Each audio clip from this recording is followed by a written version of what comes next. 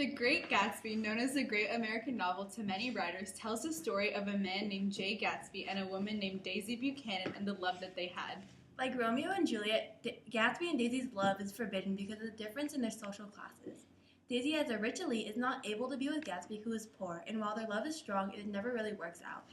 The novel, narrated by Nick Carraway, Daisy Buchanan's cousin, starts by describing how Daisy and Jay first meet and fall in love. According to Gatsby, this doesn't work out because he was sent off to war, but we will get into how that's just a scapegoat for Daisy.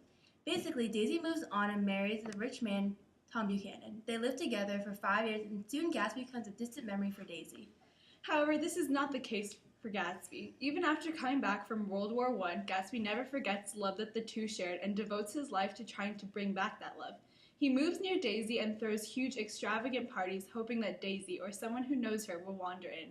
Eventually, Nick Carraway moves next to Gatsby, giving him the connection that he needs to reconnect with Daisy. The two reconnect, and they start to make plans to be together and for Daisy to leave Tom. Unlike most novels, this book doesn't have a fairy tale ending, and the two don't end up together. There are many speculations about what the root of the problem of Daisy and Gatsby's love not working out was, but the most reasonable ones are usually centered around the themes of greed and wealth. Wealth and greed play an important role in the love of Gatsby and Daisy. We can summarize by saying that their love was doomed from the start because of Daisy's greed, set back by Daisy and Tom's greed, and terminated by Gatsby's greed. Let's start in the beginning. In the beginning of the novel, we see that Gatsby has to recreate himself in order for Daisy to truly love him. This shows that he knew that Daisy's main focus was always money. Daisy's greed doomed them from the start because she was never willing to be with a poor man. She considered that living with a poor man would lead her to poor conditions, according to Evie Damayanti. This quote shows that Damayanti knows that Daisy's main concern is money. Tom and Daisy's marriage is an epitome of how greed gets in the way of true love. Both of them mostly married each other because they were greedy. Daisy wanted to marry one of the most powerful Ns that ever played in New Haven, and Tom wanted to marry the most beautiful, well-known girl. They both thought of this marriage as an elevation of social status. People like Albert Leno said that Tom's decadence overshadowed Gatsby's true love.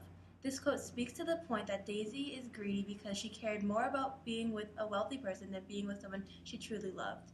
The marriage is more like a business deal than it was a confirmation of love. Another example of Daisy's greed and materialism is how she is able to stay with Tom even though she knows he has a mistress.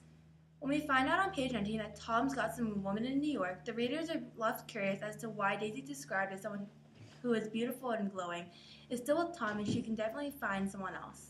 Why stay in a marriage that doesn't have love? To answer this question is simple. It was never really about love in the first place.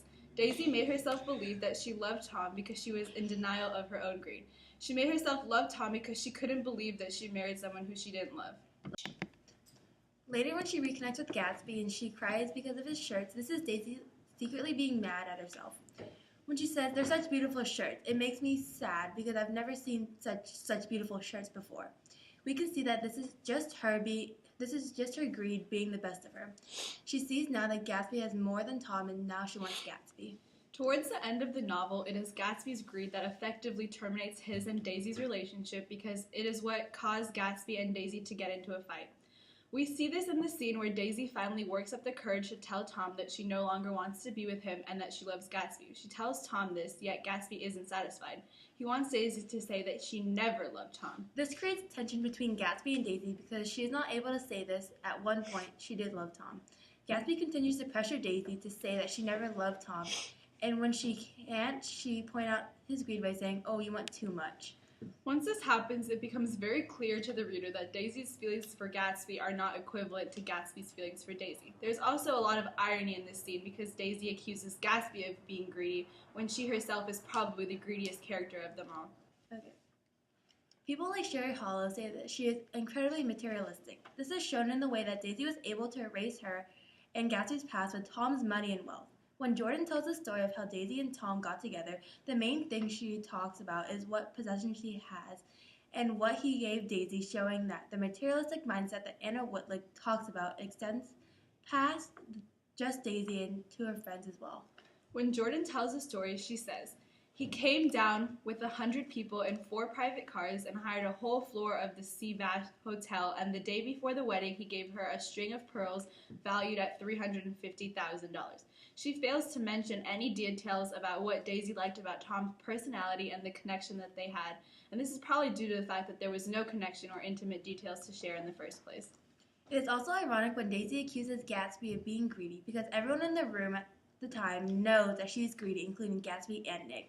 We know this because in the novel, Nick says Gatsby was overwhelmingly aware of the youth and mystery that wealth imprisons and preserves, of the freshness of many clothes and of Daisy, gleaming like silver, safe and proud above the struggles of the poor.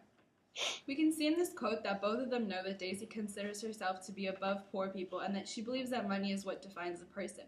This is the real reason that she was never able to fully love Gatsby the way that she wanted. She couldn't have loved him because she believed that he couldn't give her what she needed. This is why she marries Tom and uses the fact that Gatsby left as a scapegoat. According to Damayanti, Daisy married Tom to maintain her pride. Overall, throughout the novel, we can see the importance of wealth to Daisy. We can see this by following the timeline of who she loves and what she does about that love, starting with when Daisy thinks that Gatsby isn't rich when they first meet. Despite her loving him very much, she is unable to fully commit to him because he is poor. Then with her and Tom's relationship, what it lacked for in love, it made up for in wealth. Daisy never loved Tom the same way that she loved Gatsby, but that difference didn't matter to her because Tom's family was enormously wealthy, as Jordan said. And he was able to give her things that Gatsby wasn't able to, such as a pearl necklace. Once she realizes that Gatsby is now rich, she thinks she can finally have the best of both worlds and agrees to run away with Gatsby. Throughout the book, F. Scott Fitzgerald also shows the greediness in many major characters such as Daisy and Gatsby, but also in many minor characters. Myra Wolfshine sells his soul for gambling upon the World Series. Jordan cheats in order to win golf tournaments and prizes. Myrtle Wilson gives herself as a human sacrifice to the false pretenses of money. Greed is a theme that F. Scott Fitzgerald tries to incorporate into the storyline of every character. Whether we're talking about the Roaring Twenties or today, it is a theme that is timeless and applicable to everyone.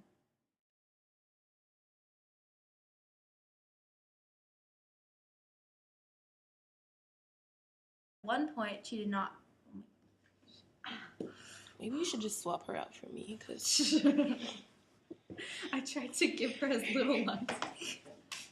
I have like a paragraph that she says one sentence. Okay, come on, Katie. Okay. You Maybe got you need this. it closer. Maybe it's too far No, it's away. not too far. I just It's can't not read. that she can't see it. It's like she has a problem with speaking. My dad won't take me to. My dad won't take me to speech therapy. Oh, like, well, because you have braces. No. It was before that too. Yeah, That's an so excuse way that she before the uses. braces, Mr.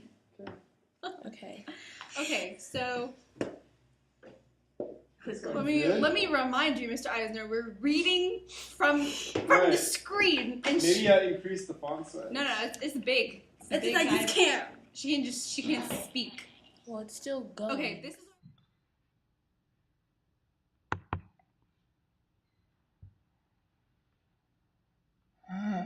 Automatically think like I was say. like trying to. No, I didn't automatically think say.